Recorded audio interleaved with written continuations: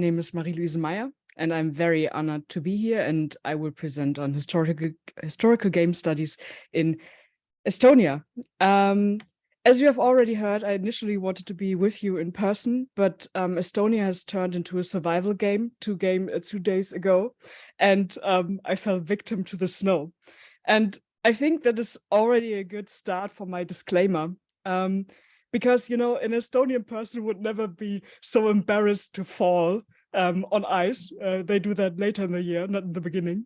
But for the sake of positionality, I'd like to mention I'm not native. So I'm speaking on Estonia here, but like many others, I'm actually German. I think it's important to mention that because, even after years in Estonia, I'm still a foreigner. I had a chat with local game developers and my fellow colleague, Mikael Fiadota, which many of you know from the last conference in Tallinn. Still, you might encounter some blind spots in my overview, especially when it comes to research that is published in Estonian, because Estonian is a beautiful language, but it's also really, really hard. So I might have missed something there. Also, second part of my disclaimer, why my work is highly interdisciplinary. I'm a media scholar who specializes in games, especially in game methodology. I might have missed a colleague from another field that is not related to mine. So I think it is always good to start with all the things you don't know before you go into the things that you actually know.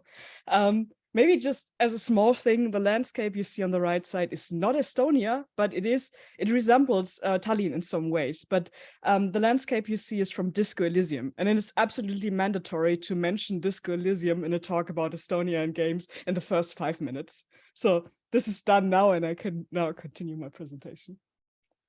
And it's also, this is what I'm going to do. So I will start with a short overview, and you will already see that when talking about historical game studies, one has to consider the situation of game studies in Estonia. So I will talk a lot about game studies. Please, my historian friends, be a bit patient. I will come to the history part a bit later. So coming to the overview, this is Estonia. And I think it's good to know where we actually do research on games or on history. We have two major universities, as many of you know, is the University of Tartu and Tallinn. And when it comes to games, we have some game art from Viljandi. It's on the left of Tartu. And when it comes to, the places where you would usually look for game research, the first place you would look at is the Baltic Film and Media School in Tallinn. So this is the place. They are mainly concerned with movies, movie productions, and everything about moving images. So even there, video games only make up a small proportion of the syllabus. Tartu, and I'm I'm part of the University of Tartu, has nothing of that sort right now. So we have media studies, but our media studies are mainly concerned with social media, and the humanities have a very long tradition in formalist research on literature, and is so very traditional in their research that even movies are very new here as an object for research. So this is the situation in Estonia. I am, as far as I'm concerned, the only lecturer that actually teaches on games in Tartu. So, yay. There will be, however, a new bachelor in game design very, very soon, probably already next year. And we are so very happy about that because it actually features some humanities parts. So we will have, for example, game analysis as a subject, and we will also have historical game studies there. So yay. So if I gave this talk next year, there would be even more. Coming to the researchers, as I said, we have two universities. And we have a few exotic researchers that are not mentioned here, but this is like the core crew you usually encounter when you look for games and game studies in Estonia. As I said, we have Tallinn University with Martin Silaots and Mikael Fiadota. And there's also Anna Osimek, who's now, as far as I know, at the University of York. There's me, and there's Ulrich Nobisrath. The first thing that is worth mentioning, and maybe you already see it, at least 3 of those people are foreigners.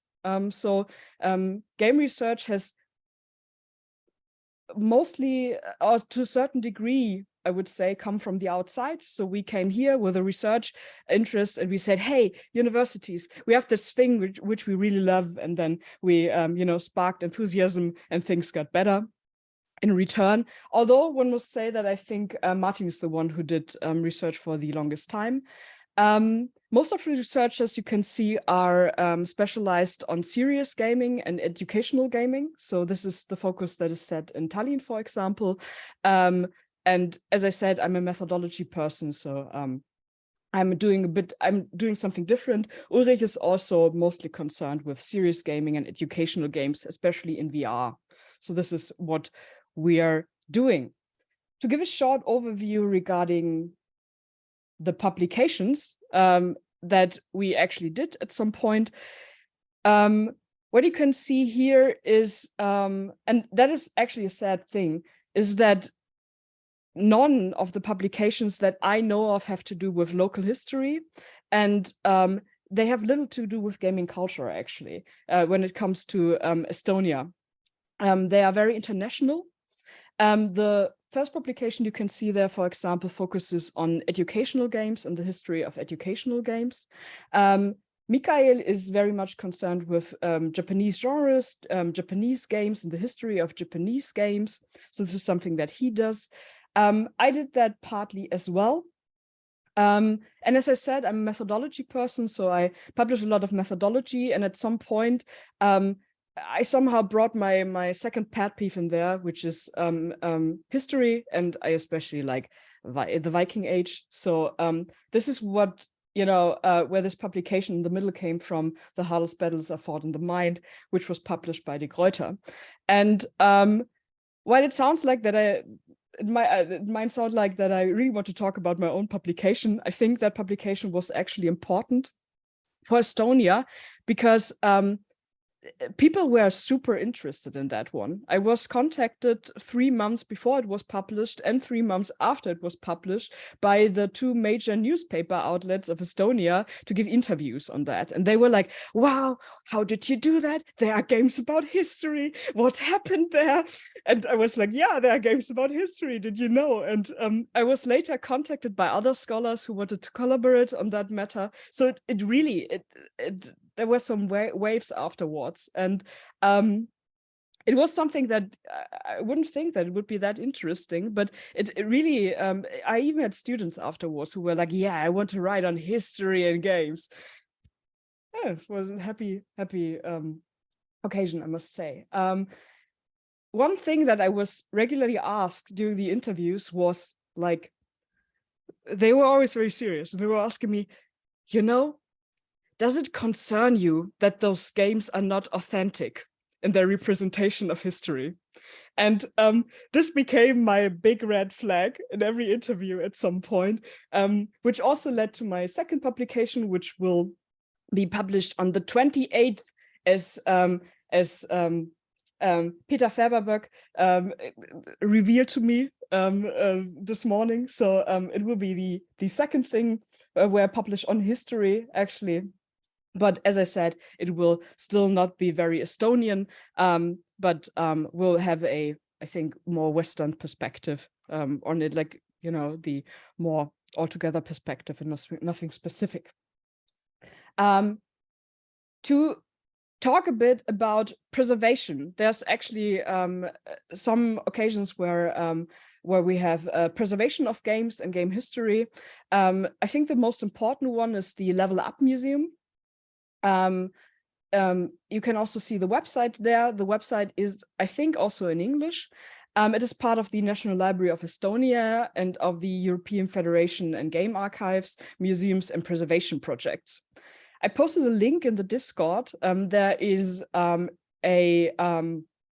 a researcher who's actually talking about the museum. And I think the only sad part about that, this is really a good presentation and a good overview that he gives of especially the history of games in Eastern Europe. The problem is that those sources are usually only in Estonian. So as a foreigner, you are probably not able, I think they even deactivated the automatic under subtitles. So one is probably not able to listen to it, to get information from it, maybe if you know in Estonian.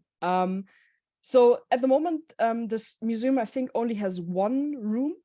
We have two other museums that are even smaller. The one of them is the Arvuti Museum. It just means computer museum, which is in Tallinn. And that one has a small collection of old gaming consoles and PCs. So it's very much hardware focused. And the Tartu Ülikooli Arvuti Museum in Tartu also has a very, very small collection of items, including the Atari 2600 and the NES.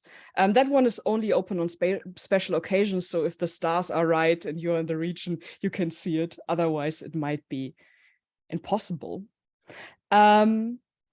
When we talk about game development in Estonia, at the moment we have about, I think, 63 gaming companies, and that sounds like a lot. Like whenever I say it, people are like, wow, you have a big and booming gaming industry. The thing is that, as you might know, Estonia is a startup country. Everyone has a startup here. And when I say everyone, I mean everyone. Every one of my students has a startup. And some of them are gaming startups, and they count in that number. So most of those companies are mobile game developers. They are doing small projects, mostly for Android. And there is one really famous developer that most people know. It's the one who made Disco Elysium. And that one is not Estonian. It's actually UK based. So it's always like, hey, do you know that one? Yeah, but it's based in the UK. Nevertheless, many employees and many of the leading figures in the development of Disco Elysium are actually Estonian. So whenever you ask an Estonian, is Disco Elysium an Estonian game, half of them say yes, and the other half says, nah, it's not. I also ask my students, and as I said, as a foreigner, I'm very careful with, putting my own values on objects from others. But I asked them, do you think that Disco Elysium is Estonian in a way? And all of them, it was 30 people in the room, 30 or something, they all said no. So there's nothing Estonian in that game. A part of me likes to challenge that, but maybe that's my own hybris that goes in there. But yeah, that is actually the most famous game.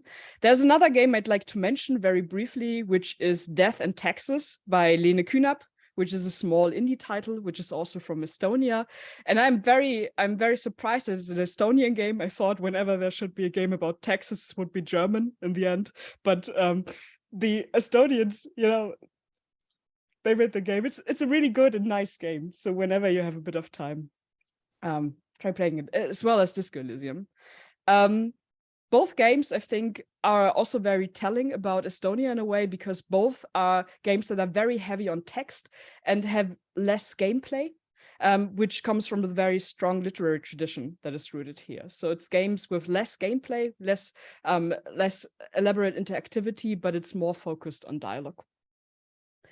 Coming to the last part, which is, hey, what is going to happen in the future when it comes to game studies and historical game studies in Estonia? I think things are on the rise very much. There is a rising interest for games. For example, as you can see on the left side, I have students writing their thesis on games. It is very much German, but I think the terms are still perceivable and understandable. I have a very strong, I have a few students who are very interested in post-colonial rhetoric in games, and there's a strong interest in game-based learning, because as you might know, this is an e-country, so internet is widely available and quite cheap compared to other countries. So game-based learning is something that people are interested in. So this is one thing. The other thing is that this semester, I had a course which was, solely devoted to games and game analysis. And I think it's the first time in Tartu's history that this happened. And I have a lot of very, very enthusiastic students who really, really want to write and really want to do research on video games. So I see a great potential there. Also for historical game studies. I have a few historians sitting there, and they are very, very much into doing research on games. One thing that saddens me a bit, and maybe it's the only thing that dampens my enthusiasm a bit, is that the studio I was talking about, the Zeum, which made Disco Elysium, they laid off part of their Estonian crew, so they are not very Estonian anymore. You might have heard about it. There were a few scandals. So I don't know what will come from them in the future. But what I know is that they inspired a lot of young game developers in Estonia to do similar things, to, maybe go away a bit from the Android and mobile games and try to make, for example, computer games which are more widely available and also outside of Estonia. So this is something that was really great. I think Disco Elysium did a lot for game development in Estonia, and yeah, for inspiring young developers to try something new and maybe achieve something also internationally. This is all from me. Thank you very much for your attention.